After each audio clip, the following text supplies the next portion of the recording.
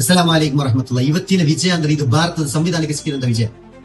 ನಮ್ಮ ಯುವ ಜನತೆ, ನಮ್ಮ ವಿದ್ಯಾರ್ಥಿಗಳು 1 ವರ್ಷಗಳ ಕಾಲ ಕಷ್ಟಪಟ್ಟು ಪರಿಶ್ರಮಿಸಿ ಪ್ರಯತ್ನಗಳನ್ನು ಪಟ್ಟು ನೀಟ್ ಎಕ್ಸಾಮ್ ಬರೆದು ಆ ನೀಟ್ ಎಕ್ಸಾಮ್ ನಲ್ಲಿ ನಡೆದಂತಹ ಪ್ರಶ್ನೆ ಪತ್ರಿಕೆ ಸೋರಿಕೆ ವಿರುದ್ಧ ನಡೆದಂತಹ ನಿರಂತರ 1 ತಿಂಗಳ ಕಾಲ ನಡೆದಂತಹ ಆ ಒಂದು ಪ್ರತಿಭಟನೆಗೆ ಈ ರಾಷ್ಟ್ರದ ಅತಿ ದೊಡ್ಡ ಮಹೋನ್ನತವಾದ ಸ್ಥಾನದಲ್ಲಿರುವಂತಹ ಆ ಶಿಕ್ಷಣ ಮಂತ್ರಿಯನ್ನೇ ಕೆಳಗಿಳಿಸುವ ಮಟ್ಟಕ್ಕೆ ಬಂದಿದೆ. ಅಂದ್ರೆ ನ್ಯಾಯಕ್ಕಾಗಿ ಧ್ವನಿ ಎತ್ತಿದ್ರೆ ಎಷ್ಟು ದೊಡ್ಡ ಶಕ್ತಿಯನ್ನಾದರೂ ಕೂಡ ಆ ತಲೆಬಾಗಿಸುವಂತ ವ್ಯವಸ್ಥೆಗೆ ತರಬಹುದು ಅನ್ನೋದಕ್ಕೆ ಈ ನೀಟ್ ಪ್ರಶ್ನೆ ಪತ್ರಿಕೆ ಸೋರಿಕೆ ವಿರುದ್ಧ ನಡೆದಂತಹ ಐತಿಹಾಸಿಕ ಹೋರಾಟವೇ ಅತಿ ದೊಡ್ಡ ಸಾಕ್ಷಿಯಾಗಿದೆ.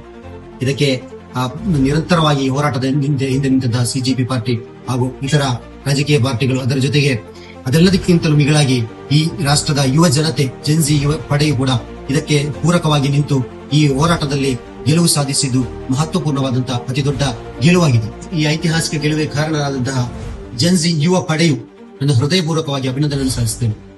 ಈ ರಾಷ್ಟ್ರದಲ್ಲಿ ಪ್ರತಿಯೊಂದು ವ್ಯವಸ್ಥೆಯು ರಾಜಕೀಯ ತಂತ್ರ ಕುತಂತ್ರಗಳಿಂದ ಬದಲಾಗಿದೆ. ಅದನ್ನು ವ್ಯವಸ್ಥಿತವಾಗಿ ಈ ಭಾರತದ ಸಂವಿಧಾನಕ್ಕೆ ಬದ್ಧವಾಗಿ ನಡೆದುಕೊಂಡು ಹೋಗುವಂತೆ ಮಾಡುವಲ್ಲಿ ನಮ್ಮ ಯುವ ಪಡೆ ನಡೆಸಿದಂತಹ ಈ ಒಂದು ಪ್ರತಿಭಟನೆಯು ಇದು ಪ್ರತಿಯೊಬ್ಬರಿಗೂ ಕೂಡ ಒಂದು ದೊಡ್ಡ ಸಂದೇಶವನ್ನು ರವಾನೆ ಮಾಡಿದೆ. ಇಂದಿನ ಯುವ ಸಮಾಜವು ಕೇವಲ ರೀಲ್ಸ್ ಮಾಡುವಲ್ಲೂ ಅಥವಾ ವಾಟ್ಸ್ಆಪ್ ಸೋಷಿಯಲ್ ಮೀಡಿಯಾಗಳಲ್ಲಿ ಮಾತ್ರ ರೀಲ್ಸ್ ನೋಡುವಲ್ಲಿ ಮಾತ್ರ ಸೀಮಿತವಾಗಿದ್ದಾರೆ ಅಂತ ಭಾವಿಸಬೇಡಿ.